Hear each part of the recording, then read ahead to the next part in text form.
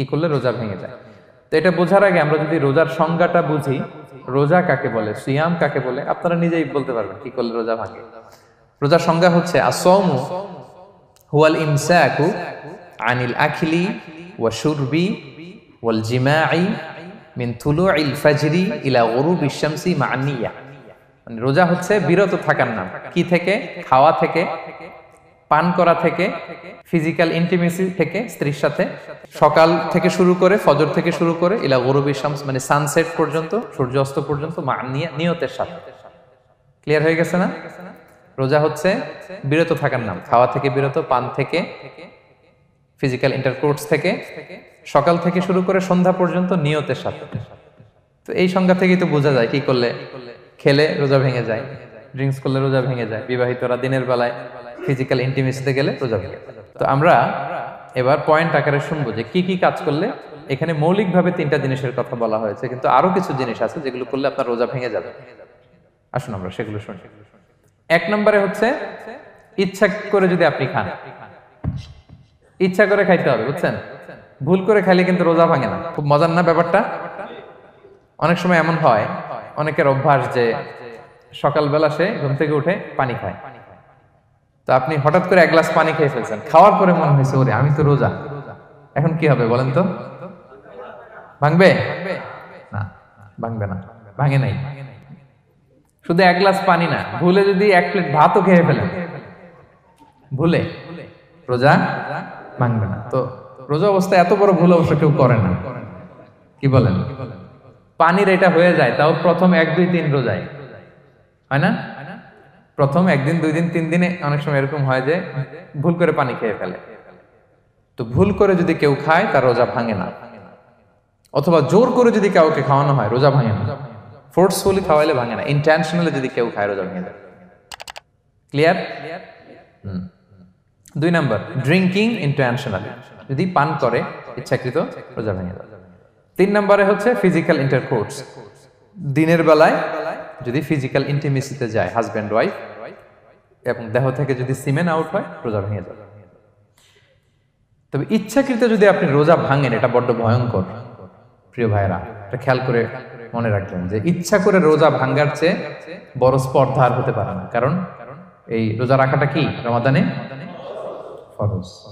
আপনি যদি ফরজ ইচ্ছা করে ভাঙেন তাহলে শুধু কাজা করলে হবে না, কাফারা দিতে হবে। কে দিতে হবে? তাহলে আমরা জানছি কাজা, আমরা জেনেছি ফিদিয়া, এবার নতুন একটা টার্ম শুনলাম, এটা কি? কাফারা। ইচ্ছা করে রোজা ভাঙলে কাফারা দিতে হবে। এন্ড হোয়াট ইজ কাফারা? কাফারা হচ্ছে টানা 2 মাস রোজা রাখা একটার জন্য। পারবেন? রমজানেরটা রাখতে তো খবর হয়ে যায়, কি বলেন? ইচ্ছা করে যদি কেউ রোজা ভাঙে তার কাজা কাফারা 2টাই লাগবে। কাজা মানে কি? একটা রোজার জন্য একটা রাখা, আর কাফারা 2 মাস 60টা রোজা রাখা। 60 খবর আছে। কিন্তু আপনি ইচ্ছা করে যদি রোজা ভাঙেন, এটার জন্য কাজা করলেন, একটা 60টা রাখলেন, মোট 61টা রাখার পরেও রমাদানের যে রোজা, এটার ফজিলত কি আপনি পাবেন? এটা আপনি পাবেন না। এটা বড্ড ভয়ঙ্কর। আমরা যেন ইচ্ছা করে কেউ রোজা না ভাঙি। এই ইচ্ছা করে যদি কেউ রোজা ভাঙে অথবা ইচ্ছা করে দিনের বেলায় যদি কেউ ফিজিক্যাল ইন্টারকোর্স করে, তখন তার কাজাও করা লাগবে, কাফারাও করা লাগবে। এই ভুল যেন আমরা কখনো না করি, মনে থাকবে। এবার একটা মজার হাদিস শোনেন, সহিহ বুখারী। এক সাহাবী দৌড়ে এসে রাসূল সাল্লাল্লাহু আলাইহি ওয়াসাল্লামকে বলতেছে, ইয়া রাসূলুল্লাহ হালাকতু ইয়া রাসূলুল্লাহ, হে আল্লাহর রাসূল আমি তো শেষ। সাহাবী বলতেছে, ইয়া রাসূলুল্লাহ আমি তো শেষ। তুমি শেষ, কি হয়েছে তোমার? রাসূল সাল্লাল্লাহু আলাইহি ওয়াসাল্লাম বললেন, ওয়ামা আহলাকাক, তুমি কেন, কি সমস্যা? হালাকতু ইয়া রাসূলুল্লাহ লিটারাল মিনিং হচ্ছে, ইয়া রাসূলুল্লাহ আমি তো ধ্বংস হয়ে গেলাম।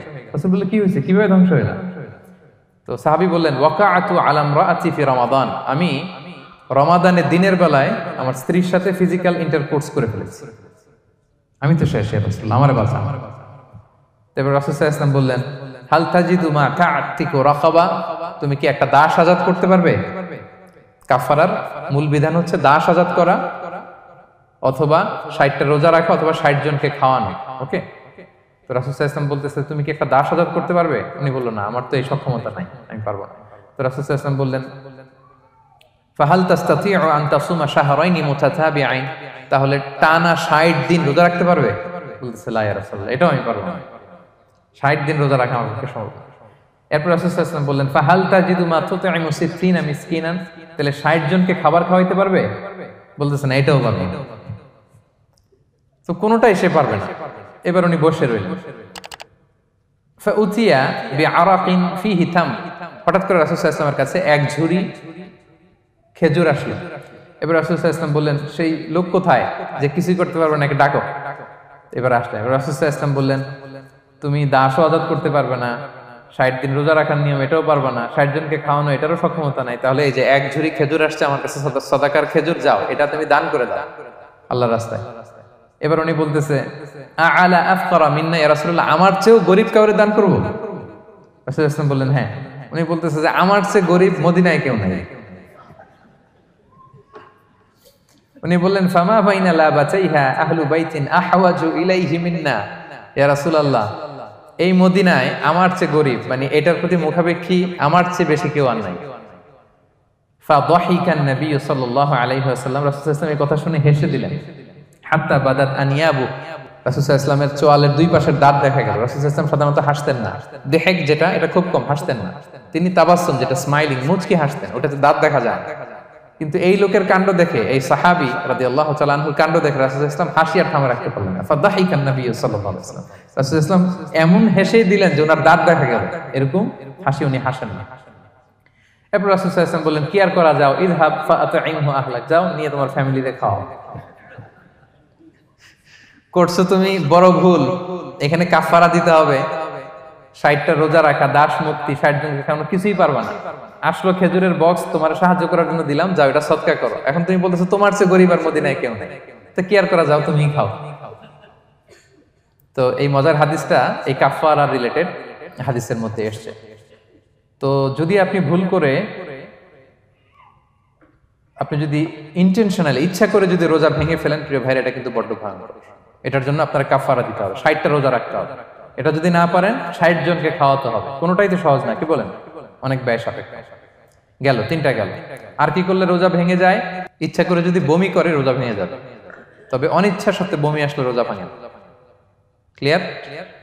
রাসূল সাল্লাল্লাহু আলাইহি ওয়াসাল্লাম বলেছেন মান দারাআহুল কাইউ আই গালাবাহু ফালাইসা আলাইহি কাদা, কেউ যদি অনিচ্ছাকৃত বমি আসে কাজা করা লাগবে না। ওমান ইস্তাকা, কেউ যদি ইচ্ছা করে বমি করে আমদান ফালিয়াকদি, সেজন্য এই রোজাটা কাজা করে। আচ্ছা, 5 নাম্বার হচ্ছে আল ইস্তিমনা, মানে মাস্টারবেশন, হস্তমৈথুনের মাধ্যমে কেউ যদি সিমেন আউট করে তাহলে তার রোজা ভেঙে যাবে, এবং এটার জন্য কাজা কাফারা দুইটাই লাগবে। 6 নাম্বার স্মোকিং। স্মোকিং যদি রমাদানে কেউ করে রোজা কিন্তু শেষ। এদিকে আমার মাসালা শেখায় না নতুন করে, অনেকে অনেক ডানে বায়ে মাসালা করে যে হুজুর এটাতে এই, ওটাতে, এটা তো ধোঁয়া, এটা তো এই না। স্মোকিং করলে আপনার রোজা ভেঙে যাবে, কারণ এটার মধ্যে এমন পার্টিকেল থাকে যেটা আপনার ভিতরে চলে যায়, সো আপনার রোজা ভেঙে যাবে। খবরদার স্মোকিং করবেন না। 7 নাম্বারে আপনি যদি নাকে ড্রপ দেন, রোজা রাখা অবস্থায় নাকে ড্রপ দেওয়া যাবে না।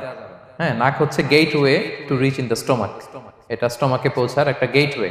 আপনি নাকে ড্রপ দিলে দেখবেন কিছুক্ষণ পরে গলায় একটা তেতো তেতো ভাব অনুভব হয়, আস্তে করে এটা স্টোমাকে চলে যায়, আপনার রোজা ভেঙে যাবে। নাকের ড্রপ এটা রাতে, সন্ধ্যা থেকে শুরু করে সাহুর খাওয়া পর্যন্ত।